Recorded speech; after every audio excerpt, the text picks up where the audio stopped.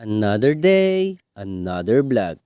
Heto na naman ang panibago nating video. Naglaro nga pala kami ng basketball kasama sina Kabirada pati na rin ang mga ninja. Bago nga pala kami maglaro ay nag-food trip muna kami. Tara! At samahan niyo ulit ako sa panibago nating video. Let's go! Yo, what's up mga idol at welcome back sa ating channel. For today's video nga ay nandito kami sa Batalan upang magantay ng aming laro. Maaga nga ang aming schedule ngayon mga idol at kami pang umaga. 7:30 nga ang schedule namin, subalit ang kalaban namin ay wala pa. Dahil wala pa nga ang aming kalaban ay nagkayayaan muna mga tropa dito sa Sawang Beach upang mag-food trip. Parang chef huli niya rin kahapon.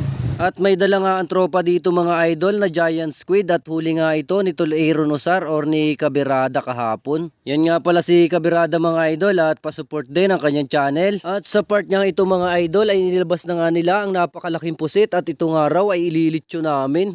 Yan ang sarap na rin mga idol. Aray na miss natin at noon dati nakakahuli nga kami ng garto at kami may tangkab dati. Kapag hinaluan mo nga ito ng crispy fries mga idol at iyong ipinirito ay siguradong mapapasabi kang parang calamares ang iyong natikman. Habang iniintindi nga namin ang pusit mga idol, ang ibang tropa naman ay kumakain ng lumi at sapagkat nagutom na nga raw sila kakantay sa aming kalaban. Pinagbigyan pa nga namin ang aming mga kalaban mga idol sapagkat hihintayin pa namin sila hanggang alauna ng hapon. At habang hinihintay nga namin ang aming kalaban mga idol ay nag-relax muna kami dito sa Sawang Beach at nag-food trip na rin. At dito nga namin naisipan tumambay mga idol sapagkat napakainit nga ng panahon at umabot nga ito ng 42 degrees Celsius. Shoutout nga pala sa mga estudyante dito na nagpa-practice ng sayaw. At ganoon na rin sa ating mga solid followers na naandito. Salamat po sa panonood at pagsuporta sa ating mga vlogs. Shoutout din kay Tol Joby Clayco na talaga namang nag-effort pa para makapanood ng ating laro. Matapos nga ang ilang minuto ng pag-iintindi at paglilinis dito sa pusit mga idol ay eto na nga siya.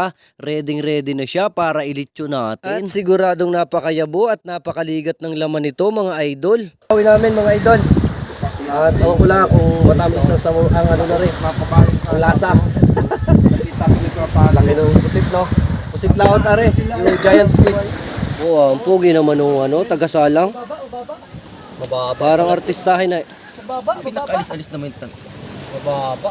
Pero okay lang yan, pag ganun lang yan. Maka naman yan Hindi kawang yung bunot. Mga idol at nagalitson nga tayo ngayon ng pusit. Yan, giant squid yan. At ang ating chef cook. Yan, si Brad. Ito yung pinakamagaling magluto. Pwede na ito sa sa handaan. Wag lang alayo.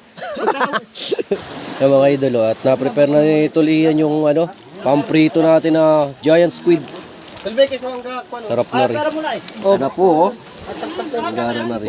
Habang inihahanda nga ni Tol Ian ang mga pusit mga idol ay natatakam na nga tayo sapagkat matagal-tagal na rin nga tayong hindi nakatikim ng ganito. Dahil nga nakakuha ng mangga ang mga tropa dito ay napafood trip na nga si Tol Jovic ng mangga. At solve nga siya dito mga idol sapagkat napakasarap ng kanyang sausawang bagoong. Tagmangga na nga pala dito sa aming lugar mga idol at pagdating nga ng June ay siguradong mga hinog na ito. Shout out kay Makun TV. Ay, nakahilata, hindi man makaalis. Nasaan na? Hindi kaalis. Masakit ang paa. Kuya Mac. Shout out Derek Delacion. Pasensya ka na wala ka Nasa Kalapaw ka Yan na nga mga idol at malapit na ngang maluto ang ating pusit na nilitsyon.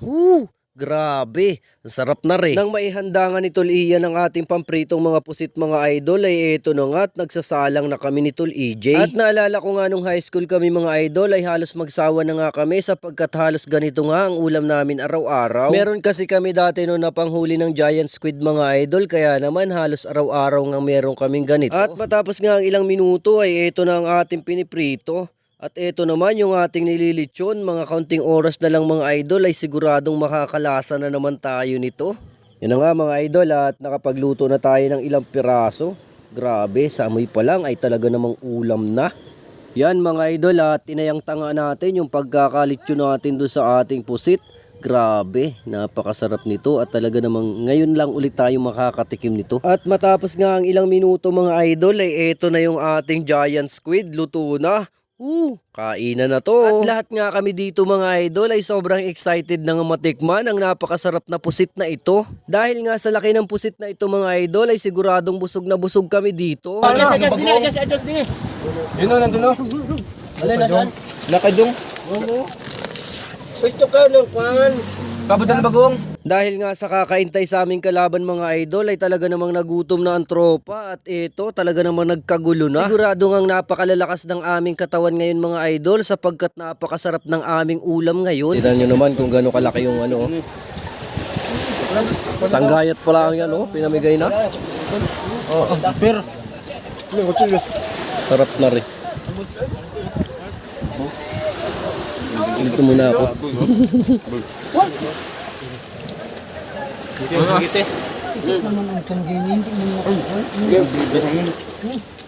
At dahil nga napakasarap ng ulam namin ngayon mga idol ay talaga namang halos walang imikan kanina sa pagkain. Sarap ng kain namin dito at ang inulam namin ay giant squid. Dala to ni ano, Tuliron. Kabeladas. Usman din oh. Abot pa nga sa Tuljubek eh. Nakatunog na may pusit din eh. At pagkarating nga ng laro mga idol ay nanalo na kami sapagkat hindi nga dumating ang aming kalaban.